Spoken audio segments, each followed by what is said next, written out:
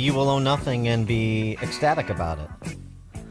Isn't that what Klaus Schwab says the vision for a better tomorrow is? For eating bugs, right? Well, that's all part of it. It's all part of the fun. Give me some crickets. I'm hungry. Housing affordability. We touched upon this. We've talked about it many times. We touched upon it a bit yesterday with Frank from Arlington Heights with his history, in-depth history piece. More on the topic. HUD, Housing and Urban Development, that agency that should have been eliminated under Reagan, but instead Jack Kemp expanded it. Well, there's the typical story out of D.C. New energy standards. This is a nice twofer. You get at both fuel and This is great. property, right? I mean, these are the pillars. Family, property, and faith, the pillars of a free society that are being attacked by the left. FHA has there are new energy standards promulgated by HUD for homes insured by the Federal Housing Administration, FHA, which become the de facto nationwide building codes. The new building codes, according to the National Association of Home Builders, if adopted at the state and local levels, could add as much as $31,000 to the price of a new home, take up to 90 years for a buyer to realize a payback on the higher upfront costs through lower energy bills. Yeah, lower energy bills, just as we're also entertaining stories from experts about the lack of capacity on the grid. But, of course, then HUD will provide subsidies on the back end to reduce the front end costs. And this is, of course, extracted from you, raise the cost, provide the subsidies, bribe you with your own money for pennies on the dollar. And the subsidies are all in the direction of their policy goals, which is the elimination of private ownership, unless it's private corporate ownership, the rent seekers that they are in bed with. Zero energy multifamily construction that meets prevailing wage requirements is the sort of subsidy you get. So it's, we'll, again, bribe you with some of the money that we're extracting, the additional money that we're extracting, but just so long as you're compliant with our central planning diktats and you're providing some of that bribe money back to our favorite constituencies, doing our bidding. HUD estimates the new standards will raise the cost of a single-family home by about $7,200, the average annual mortgage payment by more than $400, and that's assuming a mortgage interest rate of 5.3%, and of course we know today it's more like between 7 and 8%. I mean, it's just a case study in how the federal government works, particularly when it is operated by enthusiastic central planners. And why I wouldn't get too optimistic about reductions in inflation or the end to the devaluation of the dollar if you don't see a change in power in D.C. come November. For more on all this, please be joined by Steve Moore, economist, GovZilla author. Steve, thanks for joining us. Appreciate it. Good morning, guys. But by the way, I listened, to your recitation of that new press release by HUD. Yeah. And there's a much easier way to reduce people's energy costs in their home. Much easier. All you have to do is get rid of air conditioning and home heating. And exactly. By the way, you may think I'm joking, but actually we did the survey that found 70% of Democrats actually support getting rid of air conditioning. But look. Energy prices are up 41% since Biden came into. That includes, your electric utility bill, your gas prices, diesel, all of the things, and this crazy idea that they're going to, save you money through all these energy quote efficiency standards. I mean, when have we heard that before? And you're going to add, what did you say, $30,000 to the average price? On the construction side? Yeah, that's what the National Home Builder says. Yeah. I mean, here we have a housing crisis in this country of affordability, where the mortgage payments on a new home are twice as high today as they were 5 years ago, in part because of all these crazy energy policies. and now you're going to make it even more expensive for young people to buy a new home. I thought they were trying to promote home ownership. So this is just it makes it makes smoke come out of my ears when I hear this stuff, because all they're doing is it's almost like their god is clean energy. They pay homage to green energy, anything to bring down costs. I mean, the carbon emissions. That is our goal in America, not to make housing affordable, not to bring down inflation, but to make sure. And as I said, if you want to get rid of carbon emissions, you want to get rid of greenhouse gases, just shut down the economy, shut down the factories, shut down the hospitals, the schools. Well, let's be honest. I mean, if President Trump wins, which oh my God, I hope so, are mortgage rates going to go down? I mean, I know it wouldn't take place automatically, but is it possible? It'll take some time. Yeah, it takes some time to undo all this damage. But let me remind you, Amy, that when Trump left office, do you know what the mortgage rate was? 3%, right? For 30-year fixed. Exactly. Yeah, for a 30-year fixed. Now it's 7 point. I don't know what you're paying in the Chicago area. Nationally, it's 7.2%. So absolutely, we can bring those. The reason mortgage rates are high is because inflation is high, and the reason inflation is high is because these idiots spent $6 trillion and printed money to pay for it. This isn't confusing. It's not. Only somebody like Paul Krugman couldn't connect these dots.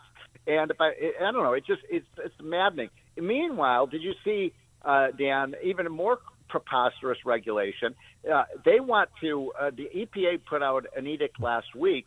It's hard to keep track of all these. Yeah. It says all cargo that is transported across the country, and that's tens of billions of dollars of cargo transport, crisscrossing all over the country. All cargo on trucks, on rail cars, and on ships has to be carbon neutral. So I guess we're going to have a 10-ton truck carrying heavy equipment across the country with an electric battery. It doesn't. Technology doesn't even exist. We're going to use. Are we going to have sailboats now? Right. We're going to use magic carpets. Self-driving tractor trailers. So magic carpets. Don't give them any of the ideas. They'll probably have a study on that. On the issue of the devaluation of the dollar, you addressed this in your Unleash Prosperity newsletter, but I want you to address it for our audience too, because the reporting has been, and the Biden administration is stepping up and stepping out on this, trying to create this story that Trump is interested in devaluing the dollar further in order to improve our trade imbalances with countries like China. And you're closer to Trump than certainly most people are. Yeah. Right. He doesn't want to do something that stupid and that inflationary, does he? No, he doesn't. That was a. I'm glad you brought this up. That was a completely fake news story by, of all places, the Wall Street Journal. Is a typical. I mean, shame on the Wall Street Journal for running an article that basically said, "Oh, these secret, people are having these meetings and they want to, devalue the dollar." Nobody was even Bob Lighthizer, who was a trade rep, and he was mentioned in the article. I called Bob. He said, I'm not in favor of that. I'm not in favor of devaluing the dollar.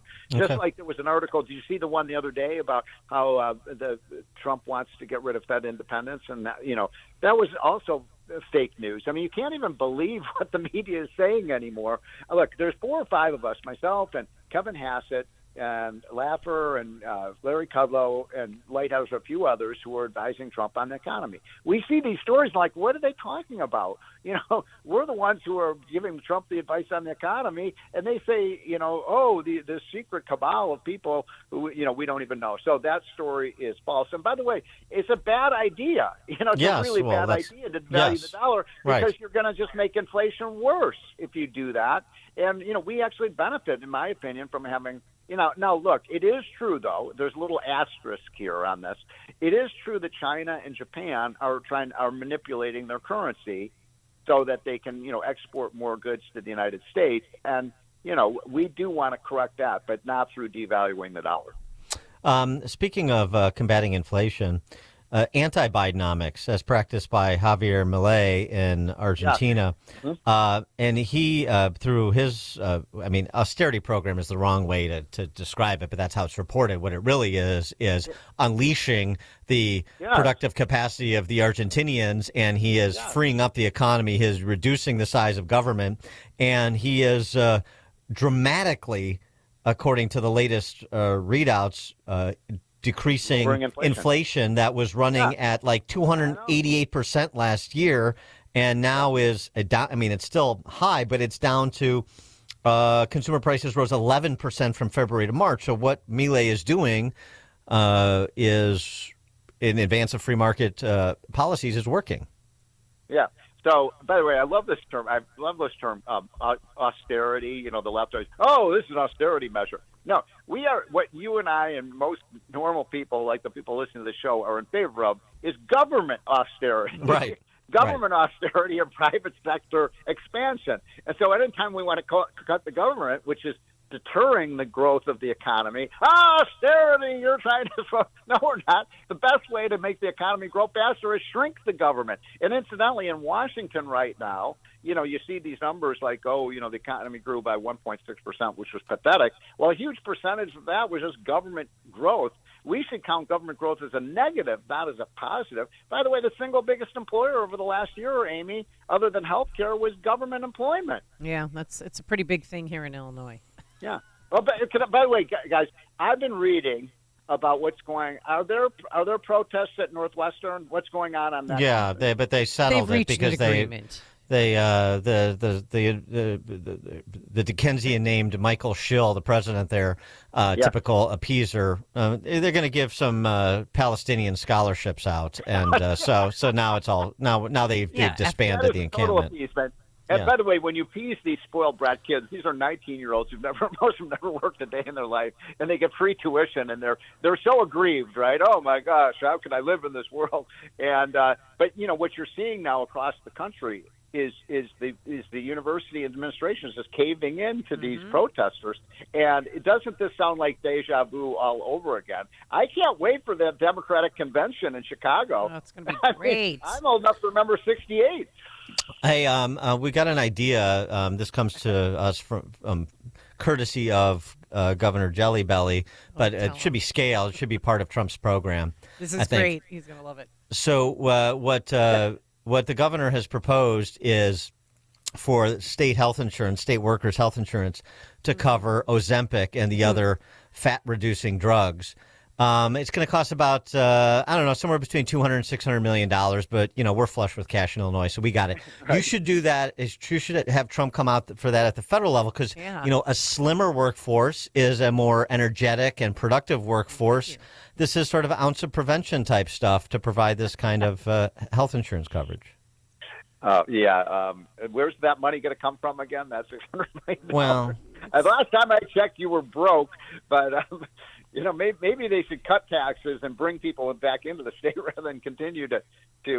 By the way, it is true. By the way, the blue states are fatter than red states. I don't know if you knew that. No, that's true. Yeah. But Pritzker's going to change that because he's going to give everybody free Ozempic. He's a state employee.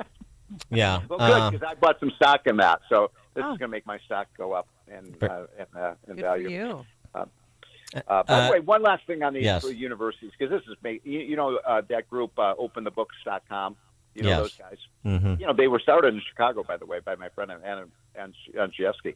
Yes. They found like billions and billions of federal taxpayer dollars are going to these elite universities that can't even control their own campuses. Shut it off.